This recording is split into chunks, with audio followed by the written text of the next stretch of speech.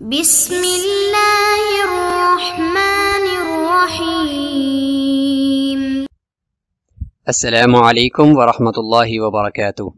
عزیز طلبہ کرام، اللہ تعالیٰ سے امید ہے کہ آپ سب خیر و عافیت سے ہوں گے۔ جامع ترمذی کا سبق نمبر 8 ہے، اور اس سبق میں ہم پہلا باب پڑھیں گے جس کا عنوان ہے لا تقبل الصلاۃ بغیر طہور۔ اس کا حصہ اول ہے۔ اس پہلے حصے میں ہم جامع ترمذی کے اس پہلے باب کے اندر جو موجود حدیث ہے اس کی مختصر تشریح اور ترجمہ پڑھیں گے، راویوں کے حالات دیکھیں گے، لیکن ساتھ ہی ہم اس سبق کے اندر جو بسم اللہ سے کتاب کی ابتدا کی ہے اس کی تفصیلات بھی پڑھیں گے۔ گزشتہ سبق کا خلاصہ ملاحظہ فرمائیں۔ گزشتہ سبق میں امام ترمذی رحمہ اللہ تک جامع ترمذی کی سند کے 3 حصوں کو پڑھ لیا، اور اس سبق میں ہم سب سے پہلے نمبر پر ہم پڑھیں گے بسم اللہ سے کتاب کی جو ابتدا کی گئی ہے اس کی کچھ وجوہات جانیں گے اور مشہور حدیث کے الفاظ سمجھیں گے، اور دوسرے نمبر پر حدیث باب کا ترجمہ اور مختصر تشریح ہوگی۔ تیسرے نمبر پر حدیث باب کے راویوں کا مختصر تعارف ہوگا۔ بسم اللہ سے کتاب کی ابتدا کے حوالے سے پہلے تو ہم جامع ترمذی کے اندر دیکھ لیتے ہیں کہ یہاں پہ دیکھیں بسم اللہ الرحمن الرحیم، اور اس کے بعد آگے سند ہے، اور یہ بسم اللہ یہ مصنف کی طرف سے ہے۔ پھر آگے ابواب طہارت عن رسول اللہ صلی اللہ علیہ وسلم باب ما جاء لا تقبل الصلاۃ بغیر طہور۔ اب یہ بسم اللہ سے ابتدا کی ہے، جیسے کہ آپ کوئی بھی کتاب شروع کرتے ہیں تو وہاں پہ استاد بسم اللہ سے ابتدا کرنے کے طریقے یا اس کے اوپر احادیث وہ بتا رہا ہوتا ہے، اور وہیں پر یہ بھی ہے کہ کہیں پہ کتاب الحمدللہ سے شروع ہو جاتی ہے، کہیں پہ کوئی کتاب جو ہے وہ بسم اللہ سے شروع ہوتی ہے، کہیں پہ کوئی کتاب حمدن و مصلین سے شروع ہوتی ہے۔ تو یہاں پہ مصنف رحمہ اللہ نے بسم اللہ سے کتاب کی ابتدا کی ہے۔ تو اس حوالے سے ایک مشہور حدیث جس کے مختلف الفاظ منقول ہیں، تو کیا وہ مختلف الفاظ وہ مختلف احادیث ہیں الگ الگ، یا ایک ہی حدیث کے مختلف الفاظ مختلف سندوں سے مروی ہیں؟ تو یہاں پر ہم اس حدیث کے مختلف الفاظ دیکھتے ہیں۔ پھر اس کے بعد امام ترمذی رحمہ اللہ کی حکمت کہ انہوں نے بسم اللہ سے کتاب کا آغاز کیوں کیا، اس کو ہم دیکھ لیں گے۔ سنن ابی داؤد میں اس کتاب کے جو الفاظ ہیں وہ کچھ اس طرح سے ہیں کہ لا یبدأ فیہ بحمد اللہ فہو اجزم، تو اس میں کل کلام لا یبدأ فیہ بحمد اللہ فہو اجزم،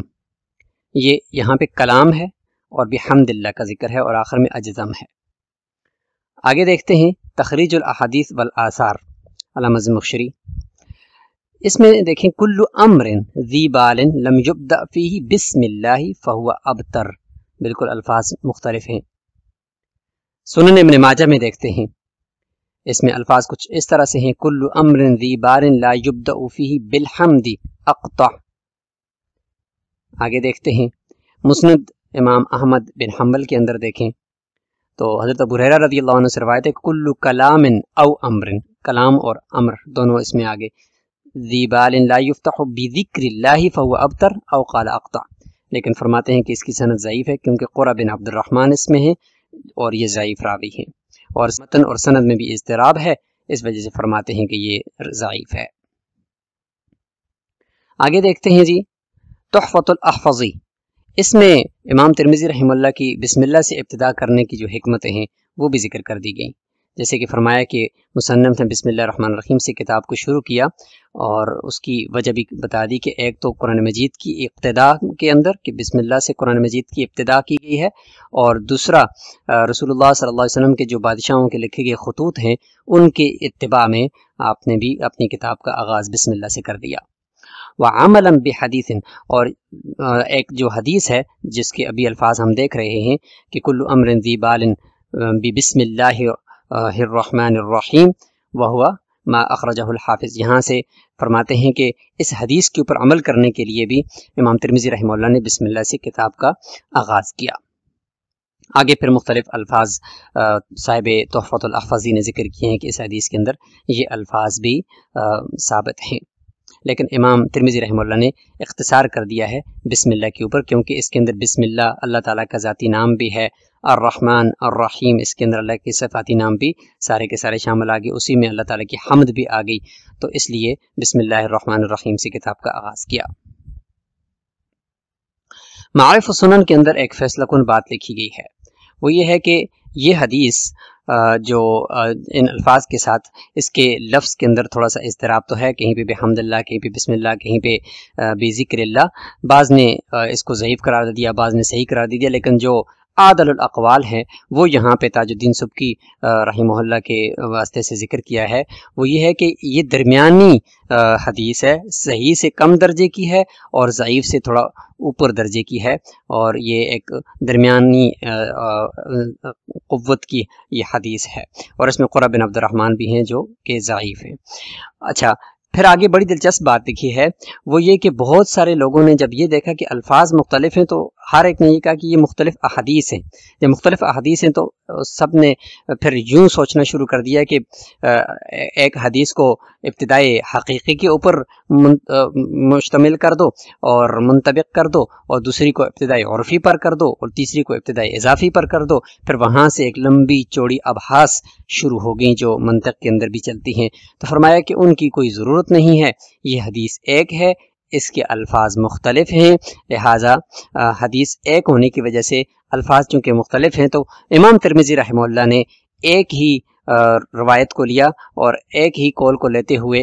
بسم اللہ الرحمن الرحیم سے ابتدا کی، کہ جس کے اندر سارے جو الفاظ ہیں ان کا معنی پایا جاتا ہے۔ تو یہ ہے جی امام ترمذی رحمہ اللہ نے جو بسم اللہ سے کتاب کا آغاز کیا، تو اس حدیث کے مختلف الفاظ کو جوڑ کر یوں تطبیق دے دی گئی۔ اب یہاں سے ہم کتاب کا باقاعدہ آغاز کرتے ہیں، اور اس وقت اس حدیث کے صرف الفاظ پڑھیں گے اور اس کے بعد پھر اس کا ترجمہ کر دیں گے، باقی اس کی جو تشریح ہوگی وہ انشاءاللہ اگلے سبق کے اندر آئے گی، اور اس حدیث کے جو راوی آپ کو یہاں پہ دکھائی دے رہے ہیں ان سب کا مختصر تعارف بھی اسی سبق میں ہو جائے گا۔ تو ہم سب سے پہلے پڑھتے ہیں ابواب الطہارۃ عن رسول اللہ صلی اللہ علیہ وسلم، باب ما جاء لا تقبل صلاة بغیر طہور۔ یہاں سے چونکہ ہم سب سے پہلی حدیث پڑھنے لگے ہیں تو اس لیے سب سے پہلے ہم یہ الفاظ دہرائیں گے تاکہ ہماری سند امام ترمذی رحمہ اللہ تک متصل ہو جائے، اور وہ الفاظ یہ ہیں وبالسند المتصل منا الى الامام الہمام ابی عیسیٰ الترمذی قال حدثنا قتيبة بن سعيد قال اخبرنا ابو عوانة عن سماك بن حرب وبه قال حدثنا هناد وقال حدثنا وقيع عن إسرائيل عن سماك عن مصعب بن سعد عن ابن عمر عن النبي صلى الله عليه وسلم قال لا تقبل صلاة بغير طهور ولا صدقة من غلول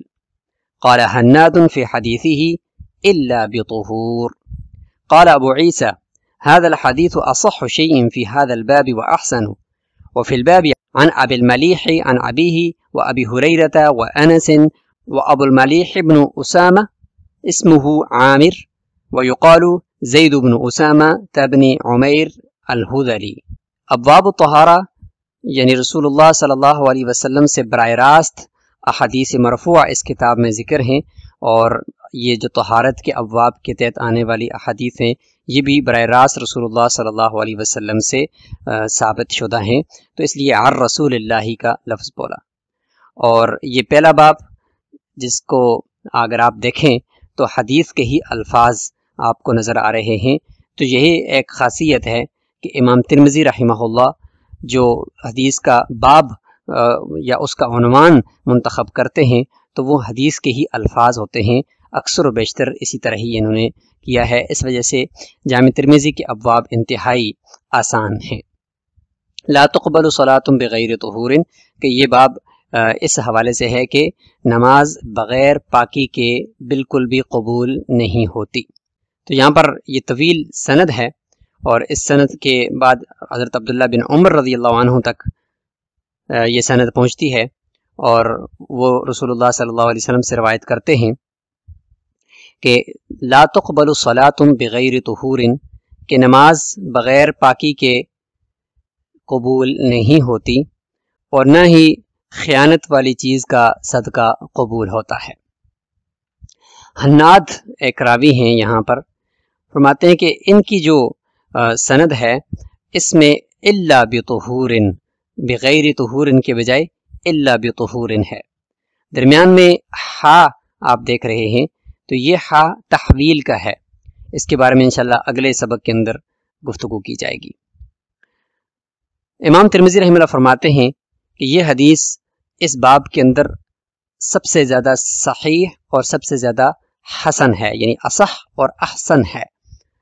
اگرچہ اور بھی بہت ساری احادیث اس باب کے تحت آتی ہیں، جیسے آگے ذکر ہے کہ ان ابو الملیح، ابو الملیح سے بھی ایک روایت اس باب کے تحت آ سکتی ہے، اور ان کے والد سے بھی ایک روایت ہے، اور ابو ہریرہ رضی اللہ عنہ سے بھی ہے، اور انس رضی اللہ عنہ سے بھی ہے۔ اور جو ابو الملیح ہیں وہ ابو الملیح ابن اسامہ، یہ ابو الملیح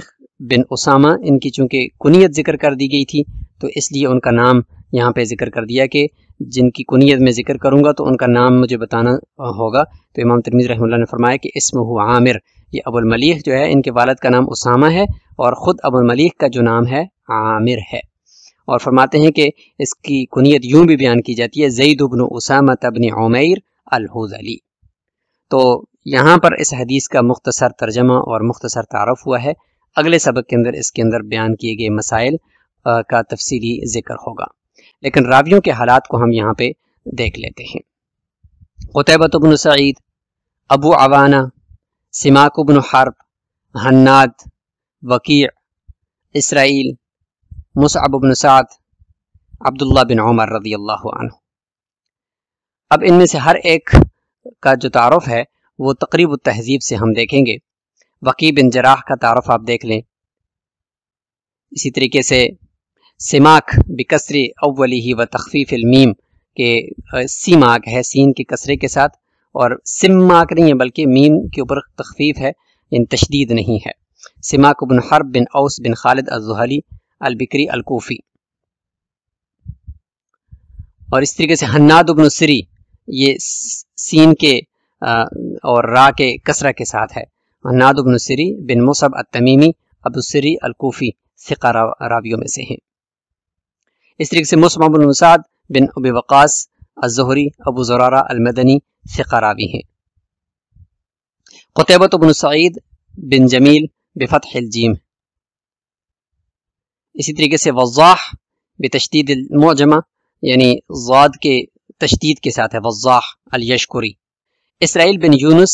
بن ابی اسحاق السبیعی الحمدانی ابو یوسف الکوفی، یہ بھی ثقہ راوی ہیں۔ تو یہاں پر ہمارا یہ سبق مکمل ہوا۔ آخر میں سبق کا خلاصہ آپ ایک دفعہ پھر دیکھ لیں کہ بسم اللہ سے کتاب کی ابتدا جو کی گئی اس حوالے سے ہم نے تفصیل پڑھ لی، حدیث باب کا مختصر ترجمہ ہو گیا اور تشریح کر لی، حدیث باب کے راویوں کا مختصر تعارف ہو گیا۔ اسی کے ساتھ یہ سبق مکمل ہوتا ہے۔ سبق سے متعلق مشقی سوالات ہیں۔ ایک تو یہ ہے کہ بسم اللہ سے جو کتاب کی ابتدا کی ہے اس کی کوئی ایک وجہ آپ لکھ دیں، اور نمبر 2 سند میں موجود کسی ایک راوی کا نام لکھ دیں کمنٹ باکس کے اندر۔ تو اسی کے ساتھ ہمارا یہ سبق مکمل ہوا۔ السلام علیکم ورحمۃ اللہ وبرکاتہ۔